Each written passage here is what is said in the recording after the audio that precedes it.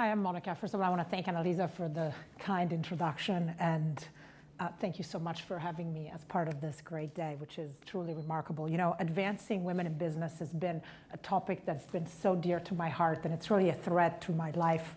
I grew up in a small town in Italy in a very conservative family. All the men went to college, none of the women did, and the reason they didn't wasn't because they didn't have the money, but frankly was purely because at the time the thought was, when my mother was growing up, that an education wasn't relevant for women because all they needed to do was to get married and have kids.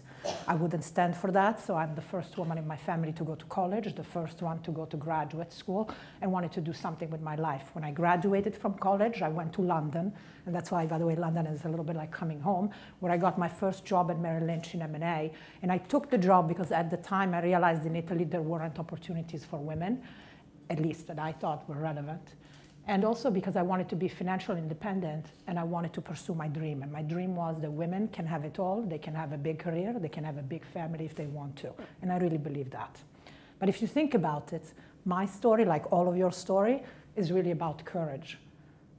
I have a piece of paper in my office in New York, if you come, that I've taken for 15 years with me, and from London to Boston to New York, and it says, La vittoria non è mai definitiva, la sconfitta non è mai fatale, quello che conta è il coraggio, which translates, for those of you who don't speak Italian, into victory is never forever and defeat is never fatal.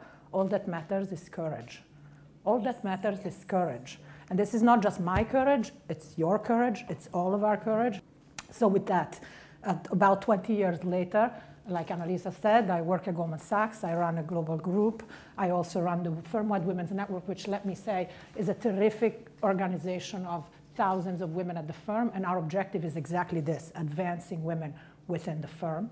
I also am married. I have 3 kids, age 7, 3, and 3. And somehow I try to balance it all. So what I thought I would do today is share some lessons learned in my last 20 years in financial services. And hopefully, if one of them resonates with you, I've done my job right.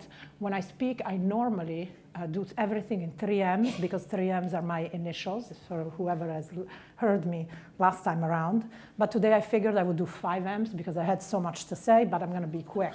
I should also say, otherwise Annalisa is going to kill me. I should say that 3 weeks ago I gave this speech with these same 5 M's at my alma mater in Milan, and it took me. We have 10 today. So I'm going to be quick and very high level, and hopefully at the end you guys will ask me more questions. So let's go with the 5 M's. First M is map the forest. And what do I mean by that? Every time you start a new job, you're in front of a forest, you don't have a map, you don't know the road through the forest, you don't have a flashlight, you don't even know if a shortcut exists, but it does exist. And the big mistake that most women do, I certainly did, is that instead of mapping the forest, we just do our job. And so I was till 2 in the morning in the cubicle when I started at Goldman Sachs, figuring out that the presentation was great, that the Excel spreadsheet was correct, and that's all I did, because I thought if I do an excellent job, people will notice. They don't. And so what I would say is men are generally, and allow me to generalize here, generally much better than us at understanding the organization. You need to do your job great, but you also need to understand the organization, the norms, the values, the acceptable behaviors. Who is in power? Who has the nominal power, and who are the real influencers? You need to get to know those people. Who has the map of the forest, and who can you trust to give it to you? And by the way, who knows where the shortcut is? Because you got to follow that person. So you need to map the organization. The other thing that you need to do is figure out what's on the other side. What's the big goal? And somebody said you need to dream big. You need to have a huge goal. That goal is important initially because in the dark moments of the proverbial 2 a.m. in the cubicle, when the person next to you has taken credit for your work, or you didn't get the stretch assignment you were hoping for, you take the big goal, you put it in front of you like the light at the end of the tunnel, and you remember why you're there.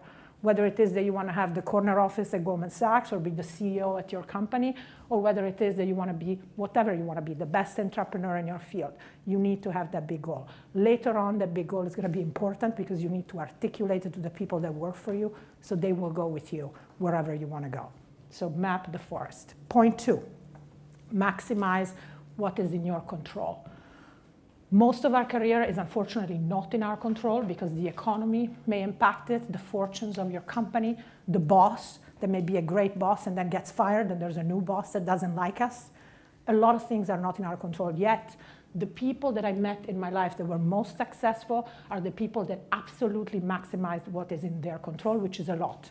There's a few things, and I'm going to go very fast. One, the skills. I'm not even going to talk about that. You need to be excellent at what you do. I'm going to assume you all are. Two, your presence. For a woman, I think presence is incredibly important. We're actors on a stage 24/7. We're more scrutinized than men for our appearance, the way we dress, the way we stand, where we sit in the meeting, the way we talk, our tone of voice. We need to be clear, concise, strong. We cannot show emotions almost ever unless it's appropriate. And so I think that is incredibly important. The third thing is in your control is what I say, what makes you unique. When I started at Goldman, I had a terrible Italian accent, which I still do, when I speak English, and I thought it was a huge liability. So I went to a school in New York, in the Greenwich Village, where all the actors go to erase my accent. So Robert De Niro goes there to learn the mafia accent for the movie. Julia Roberts goes there to take away the Georgia accent, so she's perfect for the part. So I was there recording in a tape recorder to erase my Italian accent until I met a coach at Goldman Sachs that said, Americans, and for those of you who are Americans, you'll agree, have a very short span of attention, but it is statistically proven that they listen longer to people that have a foreign accent. And that delta is actually 7 seconds longer, which is an eternity for an American audience. And so the coach said, you should keep your Italian accent. And that made me think, it wasn't just the accent, it was the whole package.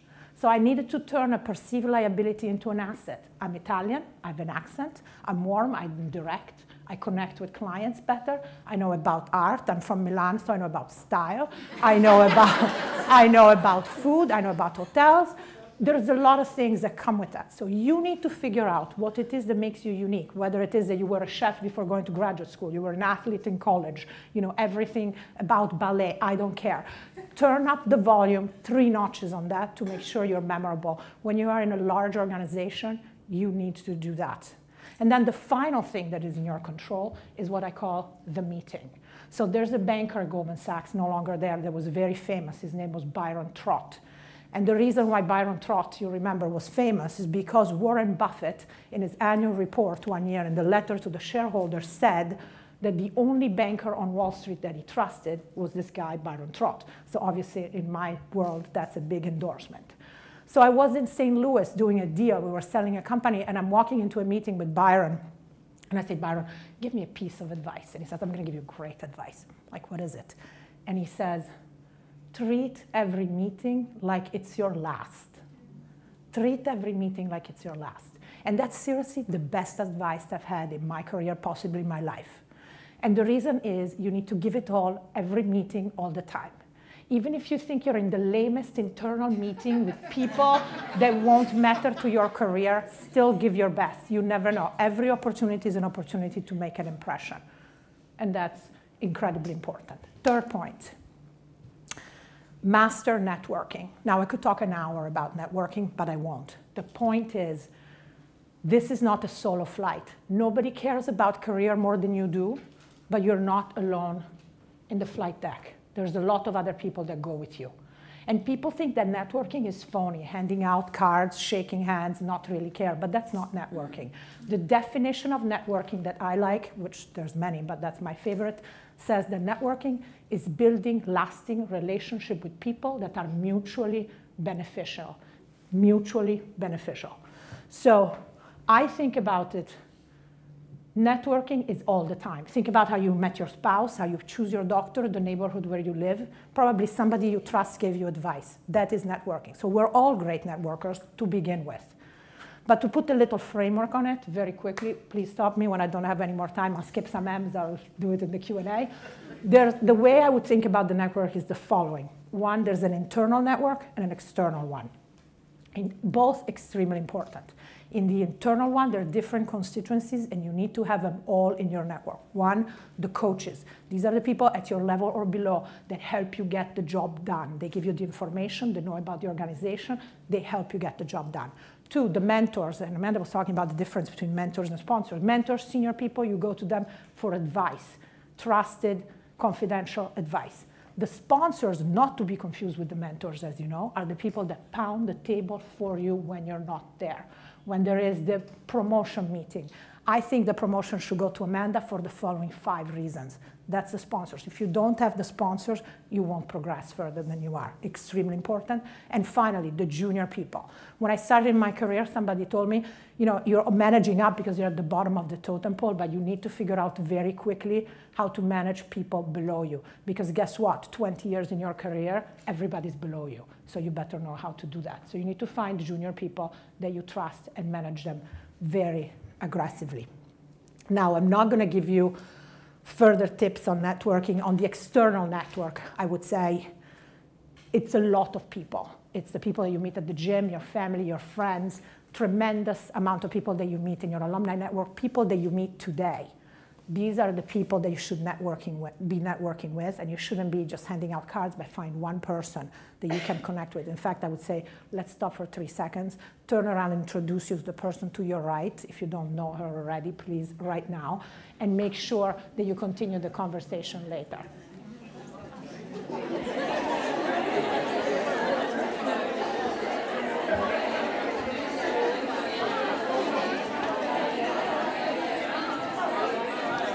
All right, I'm sorry, otherwise my time goes over, but I'm delighted you're all meeting each other.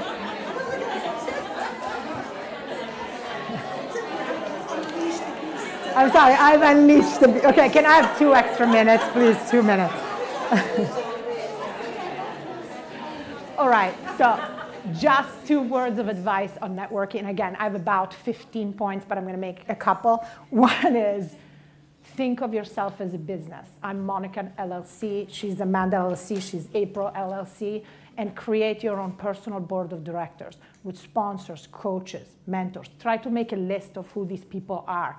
If you don't know who they are right now in your career, maybe you have some homework to do. Don't worry, the first time I tried, I failed miserably, so you can take your time in figuring it out, but that's extremely important. Second, when you build a network, it's quality over quantity.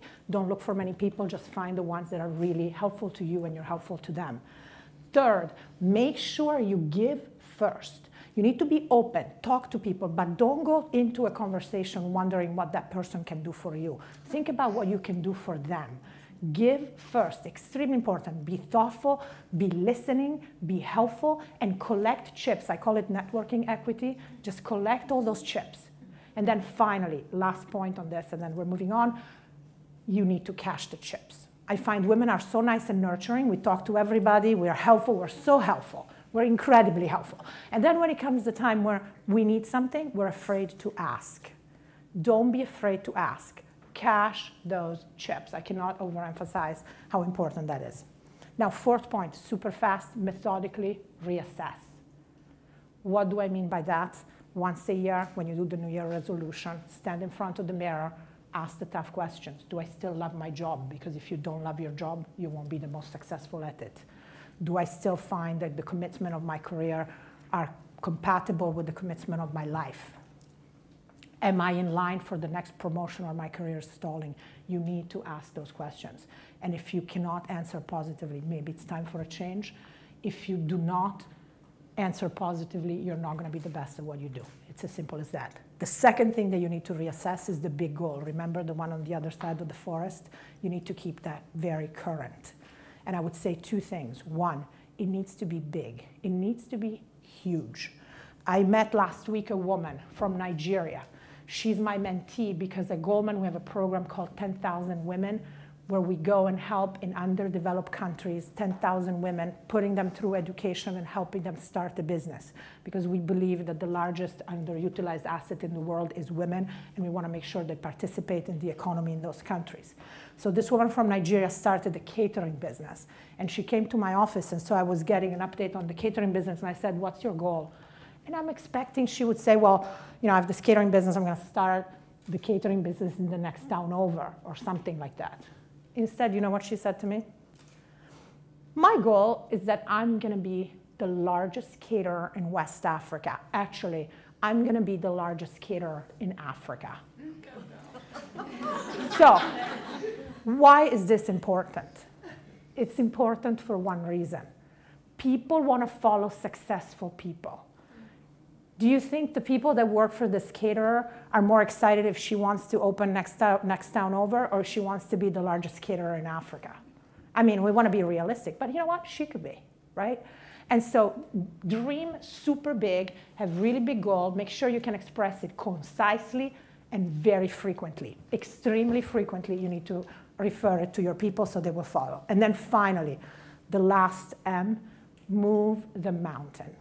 Now, move the mountain. What are we talking about? We're talking about diversity and women, which is so dear to all of us. What do I mean by that? There's a lot of talk, leaning in, speaking up. We're talking always about all these skills that we need to develop to be great leaders. All true. I even went through a few in my first M's. But let's think about, why do we need to work on all these skills, on speaking up, on being assertive, on playing the game, knowing the field, etc. Simply because the rules were set by the men. That's the only reason. And so what we really need to do is change the rules of the game and make the game a game that's friendly, not just to men, but to men and to women and to everybody. And in order to do that, every study says the minority group, in order to be able to change the rules of the game, needs to have a critical mass of about 30%, which we're nowhere close. But we need to work towards that. And so what I'm asking all of you today is to be fierce and courageous, the famous all that matters is courage, and stick it out day in, day out, and continue to progress, and bring other women along with you so that we build a critical mass. But I'm also going to say we can't do it alone, and I'm going to challenge the few men in the room here to say, please give a chance to somebody that doesn't look like you. So when you have a stretch, because that's the easiest choice, it's natural, without meaning any harm. Most men end up picking the safest choice, which usually looks like them. And so I am asking you, when you're going to choose the next person to do a stretch assignment, but even when you're going to a meeting with a client and you need to bring along a colleague, don't bring Joe, bring Jane, assuming they're equally capable. And I really believe that if we do all this together, we're going to move the mountain. We can move the mountain. And by creating a team and a world and a business environment with rules that work for everybody, we're going to really create a better future. Thank you.